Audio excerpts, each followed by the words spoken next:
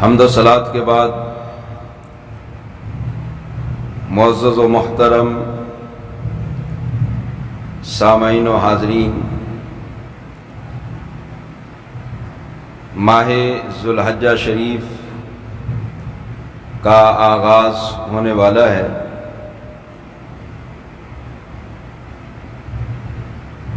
ماہ ذو الحجہ کی پہلی 10 راتوں کی بڑی فضیلت ہے۔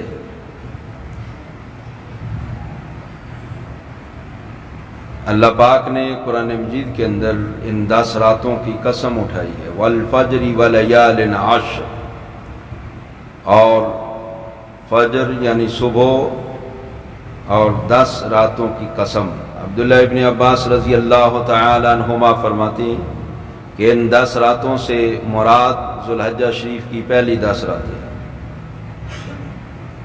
اور ان 10 راتوں اور دنوں کو بڑی اہمیت اور فضیلت حاصل ہے۔ حدیث پاک کے اندر آتا ہے، سرکار فرماتے ہیں کہ اللہ پاک کو ان 10 راتوں اور دنوں میں جو بندہ نیک عمل کرتا ہے نا، وہ سارے سال سے زیادہ پسندیدہ ہے۔ ہمارا جو بندہ ان دنوں میں سے کسی ایک دن کا روزہ رکھے گا، اللہ سال کے روزوں کا ثواب عطا فرمائے گا، اور جو بندہ رات کو قیام کرے گا، اللہ سال کے قیام کا ثواب عطا فرمائے گا۔ یعنی آپ ایک سال رات کو قیام کرتے رہیں تو جتنا ثواب وہاں ملنا ہے، اللہ پاک ایک رات کو جو بندہ ذو الحجہ کی ایک رات کو قیام کر لے تو سال کے قیام کا ثواب عطا فرماتا ہے۔ اتنی فضیلت ان راتوں میں۔ اور پھر ذو الحجہ شریف کی 10ویں تاریخ، جسے ہم عید قربان کہتے ہیں یا عید الاضحیٰ کا دن کہتے ہیں، یہ بھی بڑی اہمیت کا حامل دن ہے اور بڑا تاریخی دن ہے۔ مسلمان اس دن سنت ابراہیمی پر عمل کرتے ہوئے اللہ کی راہ میں جانور قربان کرتے ہیں، جسے ہم قربانی کہتے ہیں۔ تو قربانی کے فضائل اور مسائل پر گفتگو کرنے سے قبل قربانی کی تاریخ پر کچھ باتیں آپ کے گوش گزار کرنا چاہتا ہوں، اور قربانی کا فلسفہ۔ قربانی قرب سے ہے، اس کا مطلب کیا ہے؟ قرب یعنی قربانی کرنے سے بندہ اللہ کے قریب ہوتا ہے، اسی لیے اسے قربانی کہا جاتا ہے۔ اور اس کی باقاعدہ ایک تاریخ ہے۔ آدم علیہ السلام سے لے کر حضور علیہ السلام تک انبیاء آئے ہیں، قومیں آئی ہیں، امتیں آئی ہیں۔ ہر دور کے اندر قربانی کا تصور موجود رہا ہے۔ اللہ پاک نے فرمایا نا، وَلِكُلِّ أُمَّةٍ جَعَلْنَا مَنْسَكًا، فرمایا ہر امت کے لیے ہم نے منسک یعنی قربانی بنائی ہے۔ تصور موجود ہے قربانی کا، لیکن طریقہ کار اور اس کی حیت مختلف تھی، یہاں تک کہ مشرکین بھی قربانی کرتے تھے، لیکن ان کی قربانی وہ بتوں کے لیے ہوتی تھی۔ وہ خود مشرک ہیں، نہ قربانیوں کا ثواب ہے، نہ ان کو اپنے کسی اور عمل کا ثواب ہے۔ بہرحال قربانی کا تصور موجود تھا۔ پھر اللہ کے جو نیک بندے تھے وہ اللہ کے لیے کرتے تھے، اللہ پاک انہیں ثواب بھی عطا فرماتا تھا۔ حیات کا مختلف ہو جانا، یعنی حضور علیہ السلام کی امت کو جو قربانی کا حکم ہے وہ مخصوص جانور ہیں، لیکن وہاں پر مخصوص جانور نہیں تھے۔ جس طرح کہ میں ابتدا سے لیتا ہوں، اللہ پاک نے اس قربانی کا ذکر قرآن میں بھی کیا ہے، 6ویں پارے میں۔ سب سے پہلی جو روئے زمین پر قربانی دی گئی ہے وہ آدم علیہ السلام کے 2 بیٹوں نے قربانی دی تھی۔ وہ اجمالاً اس واقعے کا ذکر قرآن میں موجود ہے. فرمایا وَاتْلُ عَلَيْهِمْ نَبَأَ ابْنَيْ آدَمَ بِالْحَقِّ. محبوب جناب آدم علیہ السلام کے دونوں بیٹوں کی خبر دو ٹھیک ٹھیک، آپ ان پر تلاوت کر دیں. وہ خبر جو جناب آدم علیہ السلام کے بیٹوں کے بارے میں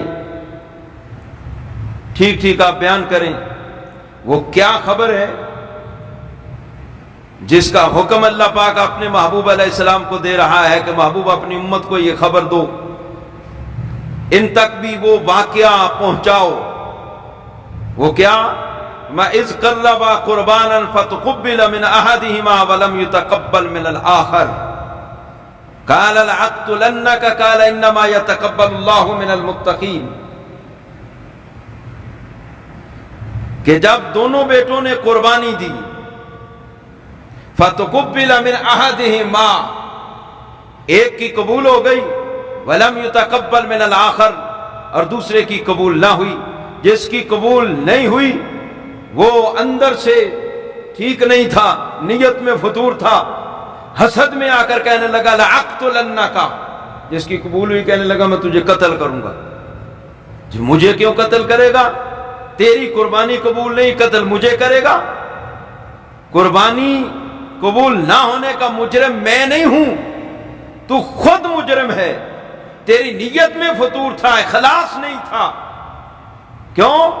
انما یتقبل اللہ من المتقین.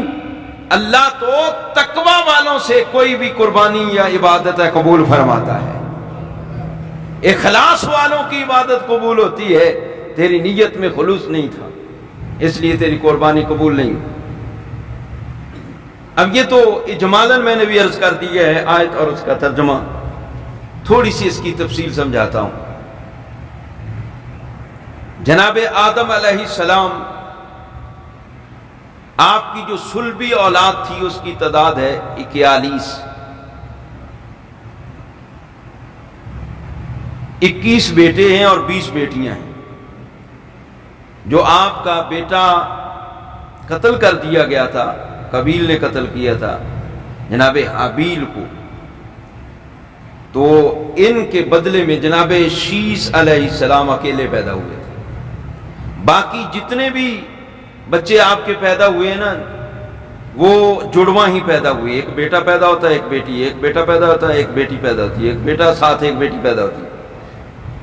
تو یہ ٹوٹل آپ کی صلبی اولاد 41 تھی.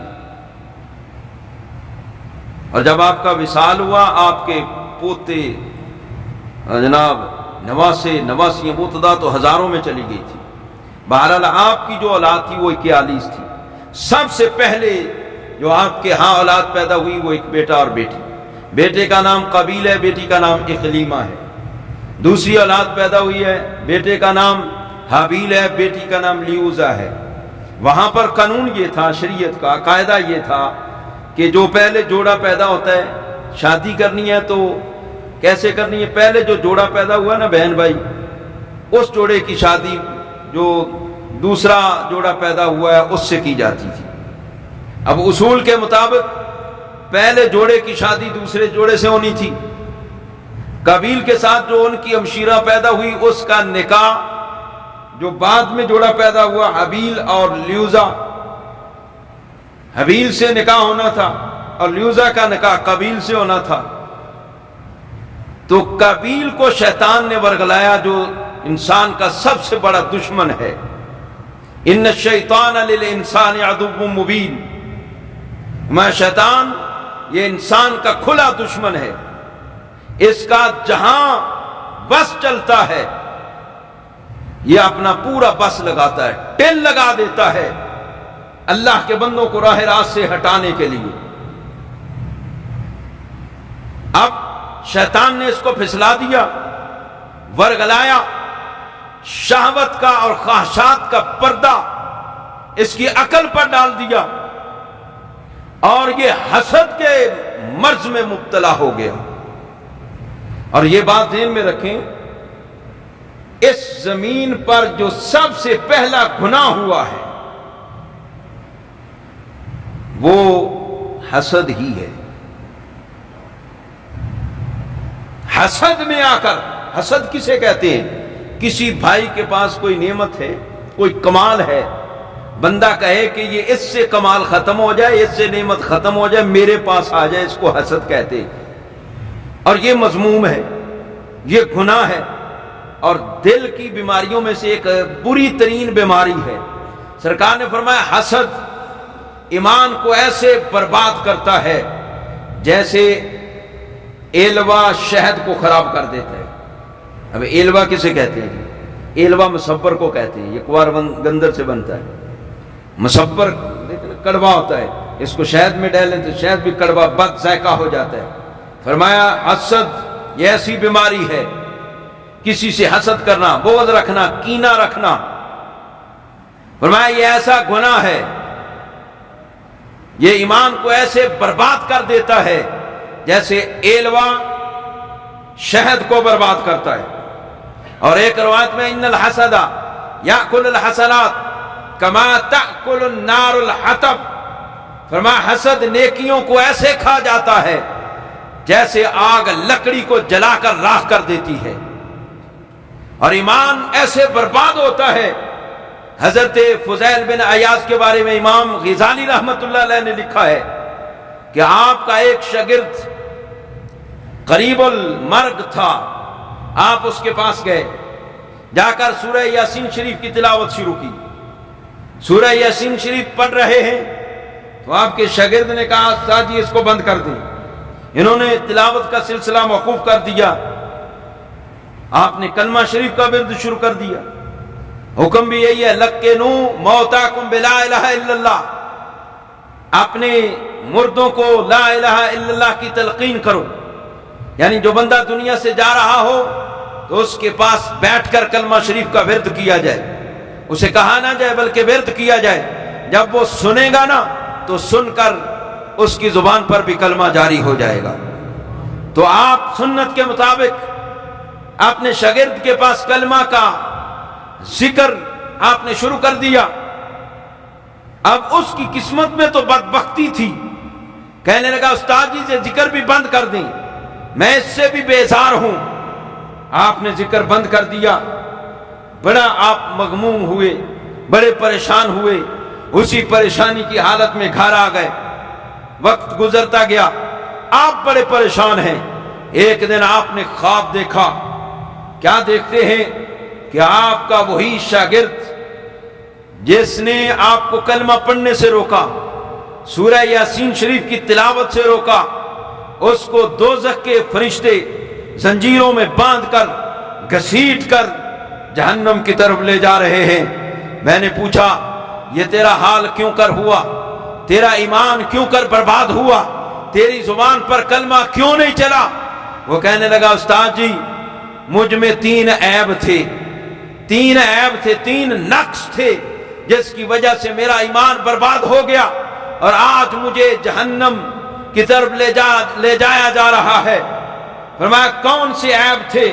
وہ کہنے لگا استاد جی سب سے پہلا عیب تو مجھ میں یہ تھا کہ میں اپنے دوست احباب کی چغل خوریاں کرتا تھا، میں ان کی غیبتیں کرتا تھا، تو یہ پہلا مجھ میں نقص تھا۔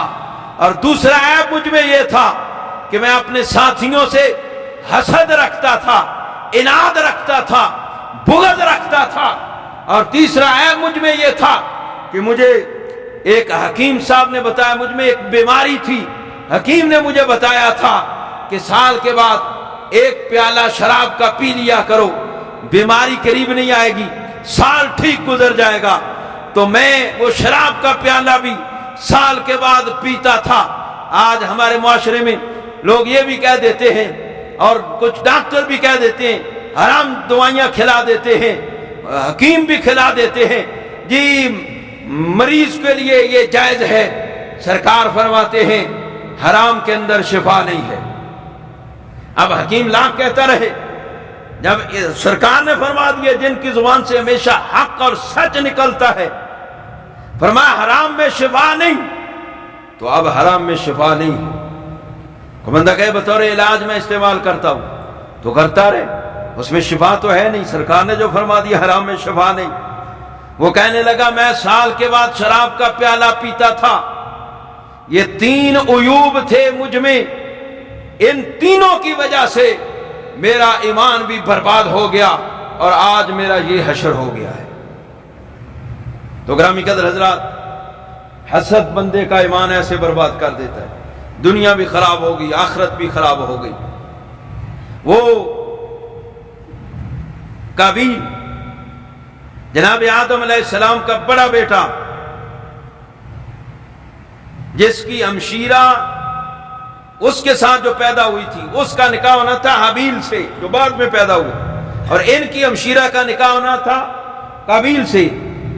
اب اتفاق یہ ہے کہ قابیل کے ساتھ جو لڑکی پیدا ہوئی ان کا نام اکلیمہ ہے، وہ خوبصورت تھی۔ اب اس کا دل اس پہ بے ایمان ہو گیا، وہ قانون کو چھوڑ رہا ہے، خواہشات کا پردہ ہے، شیطان کا پیروکار بن گیا، کہنے لگا میں تو اسی سے شادی کروں گا۔ جناب آدم علیہ السلام نے فرمایا اللہ کا حکم ہے، حکم کو نہ توڑو، جیسے حکم ربانی ہے ویسے کرو۔ تمہارا نکاح اس کی بہن سے بنتا ہے اور حابیل کا نکاح تیری بہن کے ساتھ بنتا ہے، قانون یہ ہے، قاعدہ یہ ہے، اللہ کا حکم ہے۔ وہ کہنے لگا جی نہیں، یہ آپ اپنی رائے دے رہے ہیں، اپنی طرف سے کہہ رہے ہیں، اللہ کا حکم نہیں ہے۔ آپ نے فرمایا اللہ کا حکم ہے، اللہ کا حکم میں تمہیں سنا رہا ہوں۔ نبی اپنی طرف سے کچھ نہیں کہتا، نبی وہی آگے تبلیغ کرتا ہے جو اللہ کا حکم ہوتا ہے۔ میں اللہ کا حکم یہ ہے، اس سے نکاح ہوگا۔ کہنے لگا نہیں، آپ اپنی طرف سے کہہ رہے ہیں، ایک تو باپ کی نافرمانی کی، دوسرا بے ادبی، اور تیسرا من مانی، خواہش کی پیروی، شیطان کے پیچھے لگا، اور پھر اللہ کے حکم کا بھی انکاری ہوا۔ پھر بھی آپ نے ایک مشورہ دیا، میں چلو ایسے کرو، اللہ کی راہ میں قربانی کرو، جس کی قربانی قبول ہو گئی ویسا ہو جائے گا، جس کی قبول ہوگی وہ جو چاہتا ہے اس کے مطابق ہو جائے گا۔ آپ انہیں یہ مشورہ دے کر حج پہ تشریف لے گئے، اب پیچھے انہوں نے قربانی دینی ہے۔ قابیل یہ کھیتی باڑی کرتا ہے اور جناب حابیل یہ بکریاں چراتے ہیں، ان کے پاس جانور ہیں، ابا جی حکم دے گئے ہیں، نبی بھی ہیں۔ اب اس کی نیت میں فطور ہے، اس نے جو گھٹیا ترین غلہ تھا نا، گھٹیا ترین، وہ اٹھایا اور لے گئے قربانی کے لیے۔ میں نے عرض کیا نا وہاں پر قربانی کی آیت مختلف تھی، کوئی بھی چیز قربان کی جا سکتی تھی، لیکن سرکار کی امت میں اگر قربانی لفظ بولا جائے گا تو جانور ہی قربان کرنا ہے۔ اور پھر دیکھو اللہ پاک نے پردے کتنے رکھے ہوئے، وہاں پر اگر کوئی صدقہ خیرات کرتا ہے، قربانی کرتا ہے، دنیا میں ہی پتہ چل جاتا ہے کہ قبول ہوا ہے یا نہیں۔ اللہ پاک نے محبوب کی امت کے اعمال پر پردہ ڈالا ہوا ہے، فرمایا تم اعمال کرتے جاؤ، باقی رہ گی قبولیت کی بات ہے وہ میں جانوں اور میرا محبوب جانے، پردہ رکھا ہوا۔ اور پھر وہاں پر کوئی صدقہ کرنا ہے، خیرات کرنی ہے، یا مال غنیمت ہے، قربانی ہے، وہ رکھ دینی ہے، آگ نے آ کر جلا جانا ہے، کسی کے کام نہیں، جس کی قبول ہوگی وہ جل جانی۔ لیکن سرکار کی امت پر اللہ نے یہ مہربانی کی ہے، قربانی کرنی ہے، چھری پھیر دی ہے، قربانی ہو گئی ہے، اب یہ نہیں کہ اس کو ضائع کر دینا ہے۔ فرمایا فَكُلُوا مِنْهَا وَأَطْعِمُوا الْقَانِعَ وَالْمُعْتَرَ، فرمایا اس کا گوشت ہے نا، تم اس سے خود بھی کھاؤ، رشتہ داروں کو، سفید پوشوں کو بھی کھلاؤ، اور جو فقراء تمہارے دروازوں پر آتے ہیں ان کو بھی کھلاؤ۔ مال غنیمت ہے وہاں پر جلا جاتی ہے آگ آ کر، لیکن یہاں مال غنیمت فرمایا خود بھی کھاؤ، فقراء کو، غریبوں کو، سب سارے کھاؤ جی۔ اب ہاں اصول یہ تھا کہ جو بھی غلہ قربانی کرنا ہے اس کو پہاڑی پر لے کر جانا ہے، آگ آ جائے گی، جس کی قبول ہوگی اس کو جلا دے گی، جس کی قبول نہیں اس کو نہیں چھیڑے گی۔ ادھر اس کی نیت میں فطور ہے، قابیل اس نے غلہ لیا گھٹیا سا، وہ لے کر جا رہا ہے۔ جناب حابیل خوبصورت جانور لیے، خوبصورت جانور لیے، ساتھ دودھ بھی لے لیا، گھی بھی لے لیا، مکھن بھی لے لیا، اور بھی سامان لے لیا، یہ بھی لے کر پہاڑی پر پہنچے۔ اب نیت کے اندر اخلاص ہے، اور جو قربانی دے رہے ہیں وہ بھی خوبصورت ہے، وہاں نیت میں بھی فطور ہے، جو قربانی دی جا رہی ہے وہ بھی ویسے گھٹیا سی ہے، دونوں لے کر جاتے ہیں، پہاڑی پر رکھتے ہیں. اب آگ آتی ہے، جناب حابیل کی قربانی کو جلا گئی، گویا یہ قبول ہو گئی، اس کی قربانی کو چھوا نہیں. اب یہ اور حسد میں مبتلا ہو گیا. مصیبت تو اس کی اپنی تھی، اندر نیت اس کی اپنی خراب تھی. کہنے لگا میری قبول نہیں ہوئی، تیری قبول ہو گئی ہے. حسد اور زیادہ بڑھ گیا. کہنے لگا لَأَقْتُلَنَّكَ، میں تجھے قتل کروں. تو یہ حابیل کہنے لگے بھائی مجھے کیوں مارے گا؟ میرا قصور تو نہیں ہے، تمہاری قربانی قبول نہیں ہوئی تو اس میں میرا قصور کیا ہے؟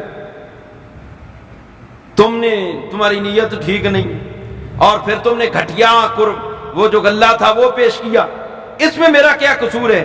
وہاں پر تو اللہ نے قانون بنایا ہے انما یتقبل اللہ من المتقین، اللہ پاک تو تقوی والوں سے قربانیاں قبول فرماتا ہے. جس کی نیت ٹھیک ہوگی اللہ پاک اس کی عبادت اور اس کا مال اپنی بارگاہ میں قبول کرتا ہے. اگر نیت میں فطور ہے، بندہ 20 لاکھ کا بھی جانور لے کر آئے، نیت ٹھیک نہیں ہے، نیت میں دکھلاوا ہے. لوگ دیکھے جناب حاجی صاحب فلاں صاحب نے، جناب چودھری صاحب نے یہ بڑی مہنگی قربانی کی ہے، واہ واہ ہو جائے. جو بندہ واہ واہ کرواتا ہے نا اس کی دنیا میں تو واہ واہ ہو جاتی ہے، اس پر اجر نہیں. اجر چھوٹا سا جانور ہو، سستا سا ہو، نیت میں اخلاص ہے، اللہ پاک اس پر بڑا اجر عطا فرمائے گا. اور حدیث پاک کے اندر آتا ہے یہ قربانی کے جانور کل تمہاری قیامت کے دن سواریاں بنیں گی اور تمہیں اپنے اوپر سوار کروا کے پل صراط سے بھی گزاریں گے. نیت ٹھیک نہیں، پیسے بڑے لگا دیے، کیونکہ وہاں تو تقوی چلتا ہے. انما یتقبل اللہ من المتقین، اللہ پاک تو متقین سے قبول فرماتا ہے، تقوی والوں سے قبول فرماتا ہے. لیکن حسد کی آگ اس کی ٹھنڈی نہیں ہوئی، اس نے جناب حابیل کو قتل کر ہی دیا. اور روئے زمین پر سب سے پہلا قتل بھی یہی ہوا ہے کہ آدم علیہ السلام کے بیٹے نے اپنے دوسرے بھائی کو قتل کیا. پہلا قتل یہ ہوا. اسی لیے بخاری شریف کے اندر حدیث پاک ہے، فرمایا آج بھی قیامت تک جو بندہ بھی ظلمن قتل ہوگا، اور جو قاتل ہوگا جہاں اس کو گناہ ملے گا قتل کرنے کا، وہاں پر گناہ کا ایک حصہ، وہ جو سب سے پہلا قاتل ہے جس نے اس گناہ کی ابتدا کی تھی، ایک گناہ کا حصہ اس کے کھاتے میں بھی ڈالا جائے گا. اس لیے یہ اصول ذہن میں رکھیں، جو بندہ بھی کوئی گناہ شروع کرتا ہے، اب جتنے لوگ وہ غلط کام کریں گے جہاں ان کو گناہ کی سزا ملے گی، ان کے کھاتے میں گناہ لکھا جائے گا، وہاں پر جس نے کسی گناہ کی ابتدا کی ایک گناہ اس کے کھاتے میں بھی ڈالا جائے گا. مثال کے طور پر کسی نے جوا خانہ کھولا یا شراب خانہ کھولا یا ایسا دفتر بنایا جس کے اندر غلط کام ہوتا ہے، شریعت کے منافی کام ہوتا ہے، اتفاق یہ ہوا اچانک یہ بندہ مر گیا، اب شراب خانہ تو کھول گیا ہے، جوا خانہ تو کھول گیا ہے، سود خانہ تو یہ کھول گیا ہے، کسی سکیم کی ابتدا تو یہ کر گیا ہے. اب وہ گناہ تو نہیں کر رہا لیکن گناہ کی بنیاد تو رکھ کے چلا گیا ہے نا. اب جب تک لوگ اس جگہ پر بیٹھ کر گناہ کرتے رہیں گے جہاں ان کو ان کے گناہ کی سزا ملے گی، ان کے نامہ اعمال میں گناہ لکھا جائے گا، وہاں پر جس نے اس گناہ کی ابتدا کی تھی ہر بندے کا گناہ اس کے کھاتے میں بھی ایک ایک ڈالا جائے گا.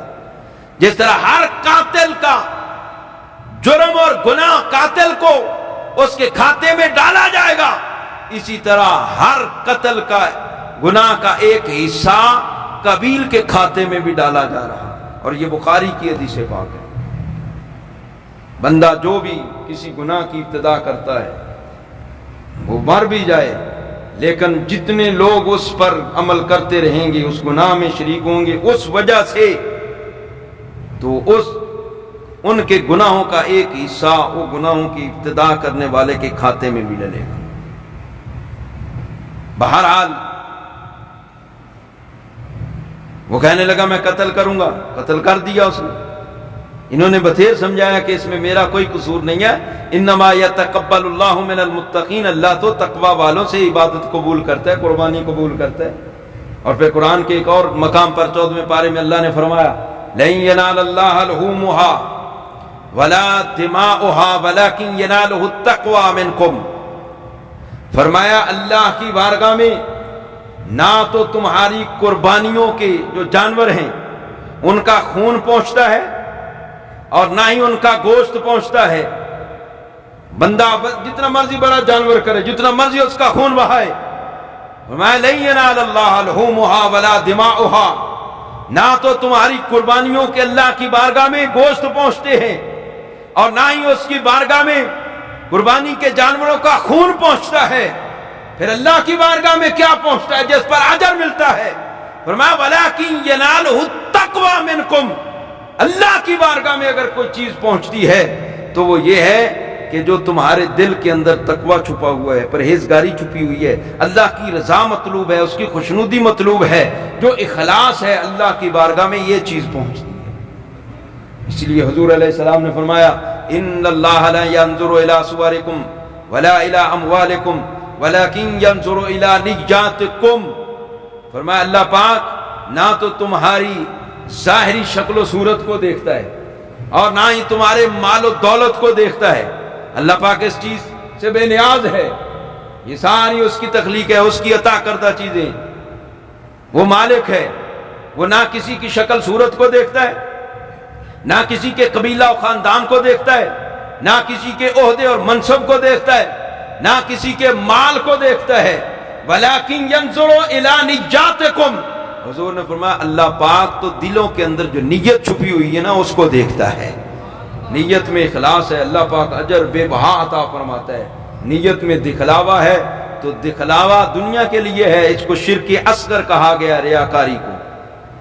یہ اللہ کے لیے نہیں ہے، دنیا کے لیے شرک اصغر ہے یہ۔ تو دنیا کے لیے جو بندہ کام کرتا ہے اللہ دنیا میں واہ واہ کروا دیتا ہے اور آخرت میں اس کے لیے کوئی حصہ نہیں۔ جو بندہ آخرت کے لیے کرتا ہے، اللہ کی رضا کے لیے کرتا ہے، دنیا میں بے شک واہ واہ نہ ہو لیکن اللہ قیامت کے دن واہ واہ ضرور کروائے گا۔ اللہ کریم عمل کی توفیق عطا فرمائے۔ وما علیہ الا البلاغ۔